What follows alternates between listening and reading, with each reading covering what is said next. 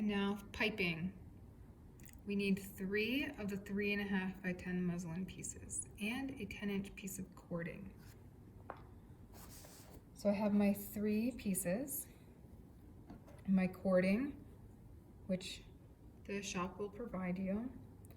And then it also says get the zipper foot from the machine supply cabinet. This is the zipper foot. It's the number 4. It also has it's stored in a little pouch that says zipper feet. And it's the one that looks like a ski. So if you have a sewing machine at home and you're looking for the zipper foot, it might not be the same number, but it's the one that just has the one little foot down the middle. To switch out the feet, there's a little button in the back here, a little red button on my machine. You just press that in and this falls off. Don't lose it though. And then you put the other one, you just slip it up onto there and it stays put.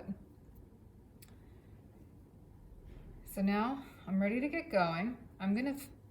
You take one of the pieces, you set these to the side, and you're gonna fold it in half, sandwiching the cording in the middle,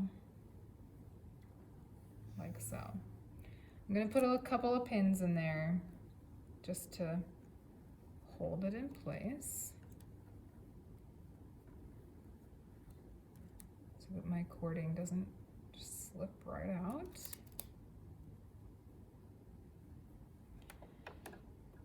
And then it says stitch along cording using zipper foot, back stitching at both ends.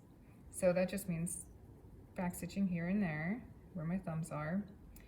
And what we're gonna do is slip this under the zipper foot. The zipper foot has a little groove there for the cording to sit in. The thing is that if I just started sewing, my needle would come down in the middle and hit the middle foot and break. So before I start sewing this, I have to move my needle all the way over to the right so that it goes in that little groove next to the cording. And it's gonna be right up next to it, just squeeze it in there. So now I'm ready to sew.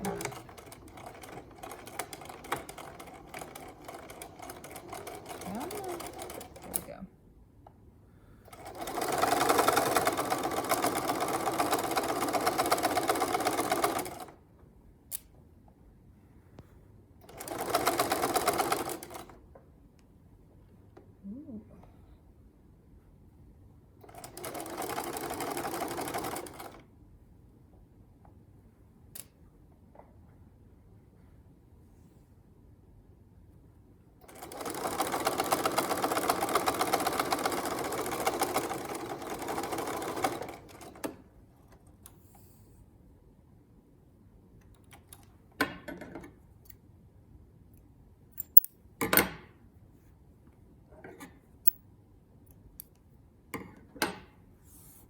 Something is going on with my tension. I don't know if you can see that up close. It's gonna focus. Those little loops.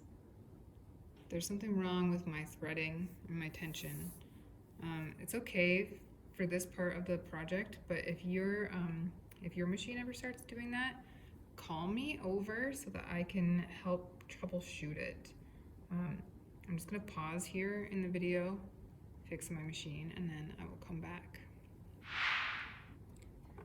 The next step is to trim the seam allowance. You see all these extra lines? That was just me testing out my machine. But I'm gonna trim my seam allowance down to 1/2 inch.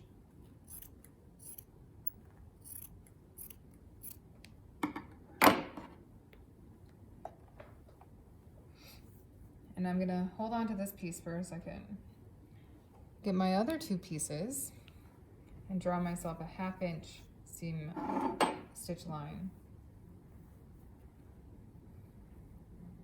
So you can see I wasn't reading it all the way through and just did 1 inch because that's what we have been doing, but on this project you need a 1/2 inch seam allowance. So we're gonna use this line, not that line. And what we're gonna do is pin the cording piece and the 10-inch pieces together. So right side, right side, right side. I'm gonna sandwich them all together. Now, to be honest, this is the second time I'm doing this sample because my first one did not turn out well. I did not stay on my stitch line. And that was because I did not use enough pins. And so this time I'm going to use more pins.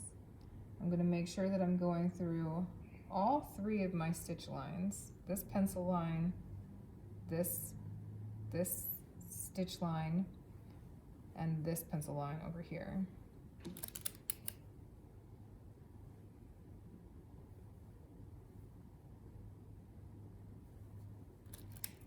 Part of these projects is, yes, maybe you'll get it done on the first try, but is it accurate? Is it done well? Does it have any other issues with it? Like your seam isn't straight, you forgot a step of it, something like that. So now I have it pinned through the front, the piping, and onto the back. I'm going to put another pin here. I just don't trust it. It's going to move. And now I'm ready to sew again. I'm going to put it back under the zipper foot, but this time the cording is on that side. So I have to move my needle position all the way to the left so that I don't hit the foot, and I'm also sewing on my stitch line.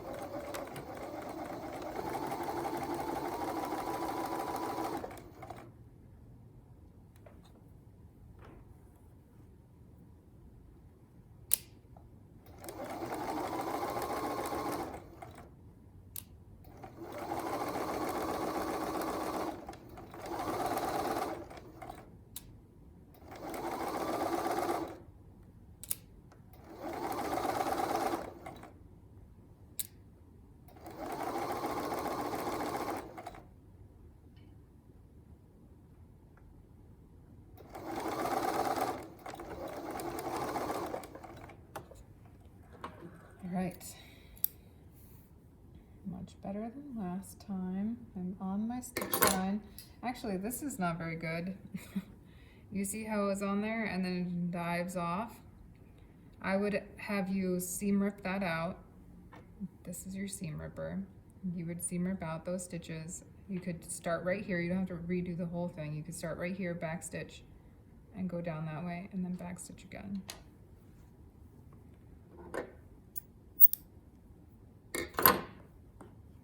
Now you want to press your seam allowances open.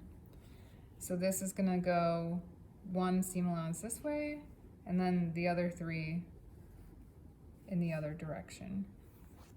And you have your piping just peeking out between the 2 pieces of fabric. It's a really nice trim effect. It can be contrasting or make a nice crisp edge. And that's piping.